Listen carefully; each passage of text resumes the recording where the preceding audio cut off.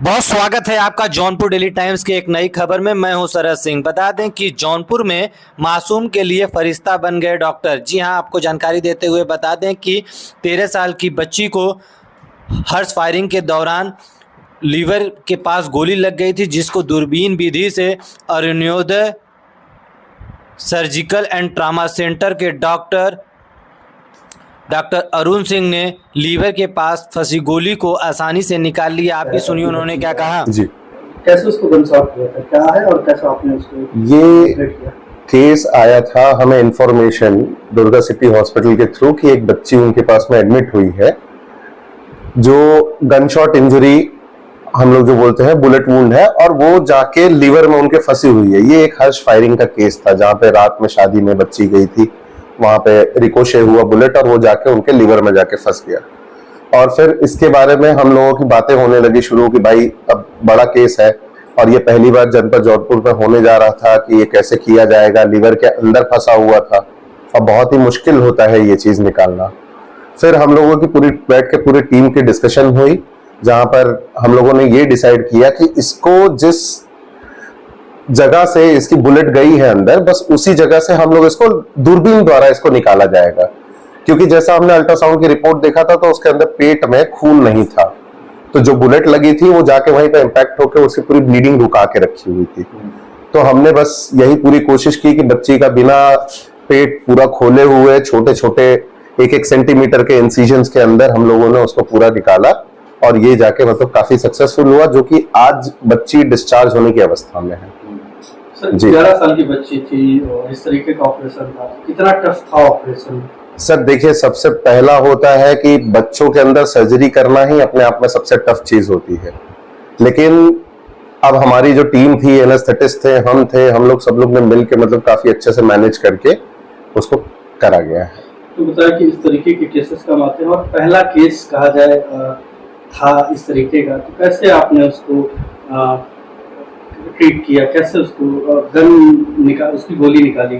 Sir उसके अंदर सबसे पहला ये था कि आपका डिसीजन जो होना चाहिए वो काफी फर्म होना चाहिए कि नहीं हम इस चीज को लेके खड़े हैं। और जैसे ही हमने उसको मतलब डिसीजन अपना लेके डिसाइड कर लिया कि अब इसको दूरबीन द्वारा ही किया जाएगा, क्योंकि ये जनपद में पहली बार ट्राई भी किया गया था और हम उसके लिए पूरी तरह से मेंटली प्रिपेयर्ड थे।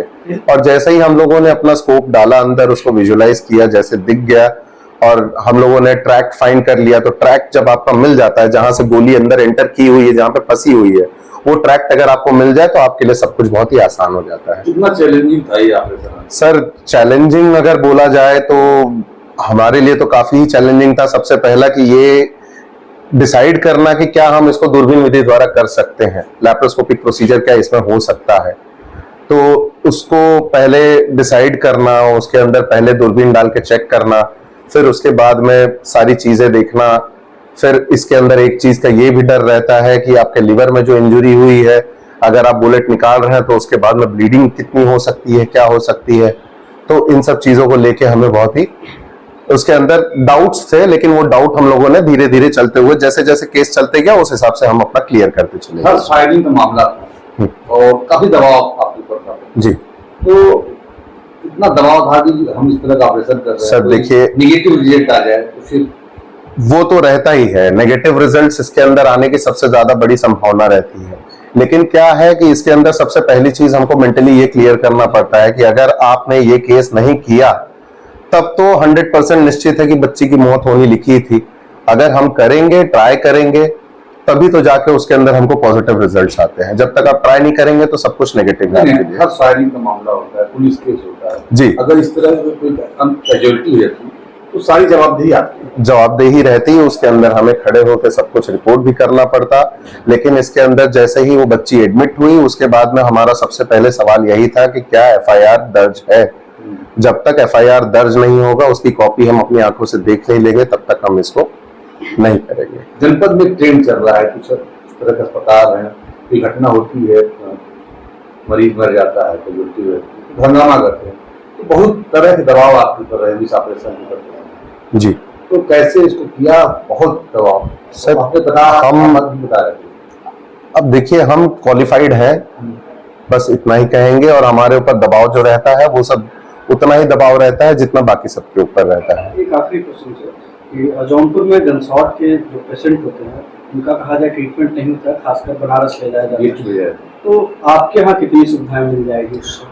हमारे यहाँ पर इस चीज की सारी सुविधाओं की तैयारी करके रखी हुई है सर। अगर इसके अंदर अकस्मात अगर पेशेंट अगर इमरजेंसी में आ भी जाए तो ऑपरेशन करने में बहुत कम टाइम लगेगा, जिसके लिए जल्द से जल्द इंतजाम कर लिया जाता है। हमारे IMA एसोसिएशन है इतनी बड़ी, जिसके द्वारा हमें ब्लड वगैरह इन सब इमरजेंसी में बहुत जल्दी से ब्लड एंड ब्लड प्रोडक्ट्स बहुत जल्दी से मैनेज हो जाता है।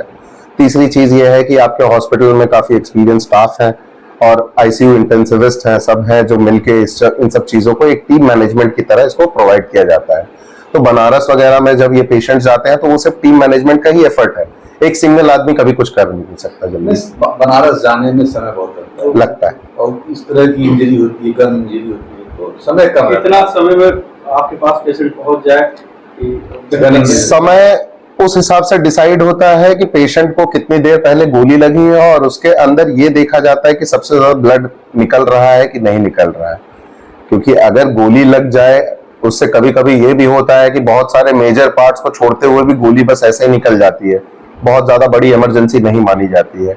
लेकिन कुछ ऐसे इंजुरीज होते हैं गन शॉट में कि ढेर सारे जगह पे बुलेट्स हों या तो फिर ढेर सारे जगह पे आर्टरीज और वेन्स को वो तोड़ के निकल चुकी हो, तब तो उसके अंदर ज्यादा लेट करना अच्छा नहीं रहता है। With in half an hour 45 minutes अगर पेशेंट आ जाए तो हमारा काम अच्छा हो सकता है। मासूम बच्ची थी, 11 साल की बच्ची बता रहे हैं, तो इस तरह का चोट कहाँ लगी थी और कितने देर बाद आपको आई? सर उसको चोट जमालापुर के पास में कहीं पे से वो बच्ची ने रिपोर्ट किया था और वो पेशेंट हमारे पास में I think within 1 hour वो पहुंच गई थी और बस उसी के बाद में हमारा पूरा उसका मैनेजमेंट वगैरह सब तैयारी चालू हो चुका था। जी।